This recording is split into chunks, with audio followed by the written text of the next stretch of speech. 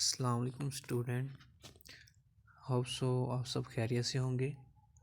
तो आज हम स्टार्ट करने जा रहे हैं सेल साइकिल की इंटरफेस का पार्ट सेकंड। कल हमने इंटरफेस का पार्ट 1 किया था, जिसमें हमने इंटरफेस की G1 फेस के बारे में बात की थी। तो थोड़ा सा रिवाइज करता चलूँ कि what is interface. Interface basically cell cycle जब कंप्लीट होना होता है, जब सेल ने रिप्रोडक्शन करनी होती है, उस दौरान सेल अपने आप को प्रिपेयर करता है। तो प्रिपेयर करने के जितने भी मेटाबॉलिक एक्टिविटी हो रही हैं उनको हम इंटरफेस का नाम देते हैं।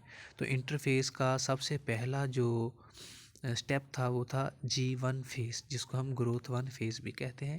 वो हमने पिछले लेक्चर में स्टडी कर लिया है। आज हम नेक्स्ट स्टेप करेंगे एस फेज़। एस कहते हैं सिंथेसिस फेज़ को। इस फेज़ के अंदर क्रोमोसोम जो है वो क्रोमैटिन की शक्ल को छोड़ के क्रोमोसोम की शक्ल में मुंतकिल हो जाता है, और डीएनए जितना भी क्रोमोसोम के अंदर पाया जाता है वो सारा का सारा डुप्लीकेट किया जाता है। यहाँ पे जो आपको फर्स्ट डायग्राम के अंदर नज़र आ रहा है, इंटरफेस कि एस फेज़ में डीएनए सिंथेसिस लिखा हुआ है। नीचे जो दूसरी डायग्राम है उसमें एस फेज़ में लिखा हुआ है DNA is replicated, each chromosome replicate to form 2 sister chromatid, जो कि एक ही सेंट्रोमियर से एक दूसरे के साथ जुड़े हुए होते हैं। ये सारा काम एस फेज़ के अंदर किया जाता है। इसके अलावा एक और चीज़ बताता चलूँ कि रिप्रोडक्शन के लिए जितने भी एंजाइम ज़रूरी होते हैं वो सारे के सारे एस फेज़ के अंदर ही तैयार किए जाएंगे। ठीक है, S phase all cell duplicate its chromosome as a result each cell consist of 2 sister chromatid. ये सिंपल सी बात है। नेक्स्ट है जी G2 फेज़। इस फेज़ के अंदर सेल अपनी तमाम प्रोटीन तैयार कर चुका होता है, ठीक है, जो भी माइटोसिस के लिए ज़रूरी होती हैं। अब इस फेज़ में जो मेजर काम किया जाता है वो ये है कि सेल स्पिंडल फाइबर की तैयारी के लिए प्रोटीन बनाता है, और सेल को रिप्रोड्यूस करने के लिए, सेल साइकिल कंप्लीट करने के लिए जितने भी एंजाइम की ज़रूरत होती है उन एंजाइम को पूरा किया जाता है। और सेल एक्टिविटी को पूरा करने के लिए एनर्जी चाहिए, और एनर्जी बनाने के लिए माइटोकांड्रिया का इस्तेमाल किया जाता है। इसका मतलब है कि सेल के अंदर माइटोकांड्रिया की तादाद बढ़ा दी जाएगी। ये सारे काम G2 फेज़ के अंदर कंप्लीट किए जाते हैं। ठीक है, अब कुछ सेल में जो एक सेल साइकिल में दाखिल होने के बजाय G1 फेज़ में दाखिल होने के बजाय G0 फेज़ में चला जाता है। G0 फेज़ का मतलब होता है कि सेल अब रिप्रोड्यूस नहीं करेंगे। अब कुछ सेल्स मुकम्मल तौर पे G0 फेज़ में जाते हैं, कुछ थोड़े से अरसे के लिए G0 फेज़ में जाते हैं, और कुछ सेल्स G0 फेज़ में जाते ही नहीं। ये वो वाली फेज़ है जिसमें सेल्स मुकम्मल तौर पे या आर्जी तौर पे डिवाइड होना छोड़ देते हैं। अब इस डायग्राम में आप लोगों को नज़र आ रहा है बेसिकली G1 फेज़ भी, एस फेज़ भी, G2 फेज़ भी। G2 फेज़ जैसे ही कंप्लीट होती है फिर M फेज़ स्टार्ट हो जाती है, जिसको हम सेल डिवीजन फेज़ भी कहते हैं। अब यहाँ पे आप लोगों ने याद रखना है कि G2 फेज़ को प्री माइटोटिक फेज़ भी कहा जाता है। ठीक है, अब हम आते हैं नेक्स्ट माइटोसिस की तरफ। What is mitosis? जी, माइटोसिस का सबसे पहले कंसेप्ट 1880 में एक जर्मन बायोलॉजिस्ट जिसको वेल्दर फ्लेमिंग कहा जाता है उसने दिया था, और ये कहता है कि न्यूक्लियस हर वक्त मेटाबॉलिक एक्टिविटीज़ की एक चेन में से गुजर रहा है। हर वक्त न्यूक्लियस के अंदर कोई ना कोई तब्दीलियाँ हो रही होती हैं। उन तब्दीलियों में एक तब्दीली है माइटोसिस। अब माइटोसिस क्या है? माइटोसिस बेसिकली एक सेल डिवीज़न है।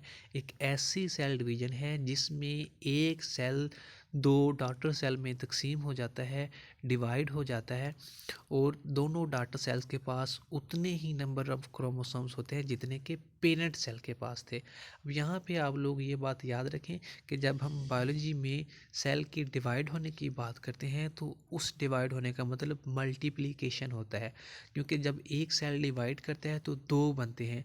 डिवाइड करने का मतलब कम होना होता है, मगर यहाँ पे मल्टीप्लाई ज़्यादा हो रहे हैं। ठीक है, अब माइटोसिस को जब हम स्टडी करते हैं तो दो हिस्सों में डिवाइड किया जाता है। एक को हम कहते हैं कैरियोकाइनेसिस, दूसरे को हम कहते हैं साइटोकाइनेसिस।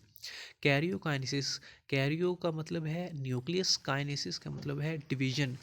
अब न्यूक्लियस की डिवीजन को कैरियोकाइनेसिस का नाम दिया जाता है, और जैसे ही न्यूक्लियस की डिवीजन कंप्लीट होती है, इसके बाद साइटोप्लाज्म की डिवीजन स्टार्ट हो जाती है। इस डिवीजन को हम साइटोकाइनेसिस का नाम देते हैं। अब कैरियोकाइनेसिस को फर्दर मज़ीद स्टेप्स के अंदर डिवाइड किया गया है। ये एक सिंपल सी डायग्राम आपको दिखाई जा रही है माइटोसिस की, जिसमें एक मदर सेल है, वो पहले आपको प्रीपेयर करके क्रोमोसोम की शक्ल दिखाता है। फिर क्रोमोसोम सेल के अंदर अरेंज होते हैं, अरेंज होने के बाद उनको डिवाइड किया जाता है। इस डिवीज़न को, जहाँ पे सेल डिवीज़न का लिखा हुआ है, कैरियोकाइनेसिस कहते हैं। फिर एक सेल को दो हिस्सों में डिवाइड करके 2 डॉटर सेल्स दिखाए गए हैं। इस प्रोसेस को हम साइटोकाइनेसिस कहते हैं। ठीक है जी, अब हम स्टार्ट करते हैं कैरियोकाइनेसिस। अब कैरियोकाइनेसिस न्यूक्लियस की डिवीजन को 4 हिस्सों में तकसीम किया गया है, 4 हिस्सों में डिवाइड किया गया है। सबसे पहले है जी प्रोफेज, फिर मेटाफेज, फिर एनाफेज, फिर टेलोफेज। इसको याद रखने के लिए एक सिंपल सी स्कीम बनाई जाती है, जिसको हम कहते हैं P MAT. P prophase, M metaphase, A anaphase and T telophase. अब हम इनको डिटेल के साथ स्टडी करेंगे। प्रोफेज बेसिकली क्या होता है, इसमें सेल की डिवीजन स्टार्ट होने लगी है। अब सेल के अंदर जो न्यूक्लियस होता है, न्यूक्लियस में जितना भी क्रोमैटिन मटेरियल होता है, वो आहिस्ता आहिस्ता कंडेंस हो के क्रोमोसोम की शक्ल अख्तियार कर लेता है। अब ये क्रोमोसोम की शक्ल जैसे ही बन जाती है, हमने इससे पहले एस फेज़ के अंदर क्रोमोसोम को डुप्लीकेट कर लिया है। ठीक है, इसका मतलब क्रोमोसोम के पास 2 सिस्टर क्रोमाटिड्स मौजूद हैं। ठीक है, वो दोनों सिस्टर क्रोमाटिड सेंट्रोमेयर के मकाम पे जुड़े हुए हैं। सेंट्रोमेयर वो वाला मकाम है जहाँ पे काइनेटोकोर प्रोटीन जुड़ी हुई होती है। इस डायग्राम में आप लोग देख सकते हैं कि सेंट्रोमेयर, एक क्रोमोसोम, उसके पास 2 सिस्टर क्रोमाटिड है, और उसका सेंट्रोमेयर भी दिखाया गया है, सेंट्रियूल्स भी दिखाए गए हैं। अब सेंट्रियूल्स वो वाली स्ट्रक्चर हैं जिनमें से स्पिंडल फाइबर्स निकलने होते हैं। जैसे ही सेल डिवीजन स्टार्ट होती है, सेंट्रियूल में से स्पिंडल फाइबर निकलना शुरू हो जाते हैं, और सेंट्रियूल्स अपोजिट पोल की तरफ मूव करना शुरू कर देते हैं। अब एक सेल के अंदर 2 सेंट्रियूल होते हैं, और दोनों अपोजिट पोल की तरफ जा रहे होते हैं। अब ये बात भी जानना ज़रूरी है कि ये किस चीज़ से मिलके बने हुए होते हैं।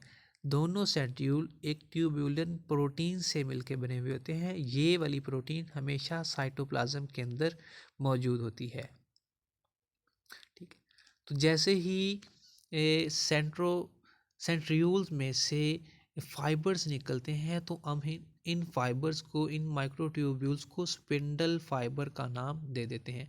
अब स्पिंडल फाइबर और सेंट्रियूल को कलेक्टिवली माइटोटिक स्पिंडल कहा जाता है। ठीक है, तो जब ये काम हो रहे होते हैं, इस दौरान न्यूक्लियस की मेम्ब्रेन, जिसको हम न्यूक्लियर मेम्ब्रेन कहते हैं, वो भी आहिस्ता आहिस्ता ख़त्म हो जाती है। ठीक है, अब इस टॉपिक को दोबारा से रिवाइज करता हूँ कि प्रोफेज के अंदर कौन कौन से काम हो रहे हैं। पहला काम, न्यूक्लियर की मेम्ब्रेन आहिस्ता आहिस्ता ख़त्म हो रही है। दूसरा काम, जो सेंट्रियोल्स हैं वो ऑपोजिट पोल की तरफ जा रहे हैं। तीसरा काम, सेंट्रियोल में से फाइबर्स निकलते हैं, माइक्रोट्यूब्यूल्स निकलती हैं, जो कुछ पोल्स की तरफ जाती हैं, कुछ मिडल पोर्शन की तरफ रह जाती हैं। ठीक है, तो इसके साथ साथ क्या होता है कि बहुत सी प्रोटीन्स की भी तैयारी की जाती है।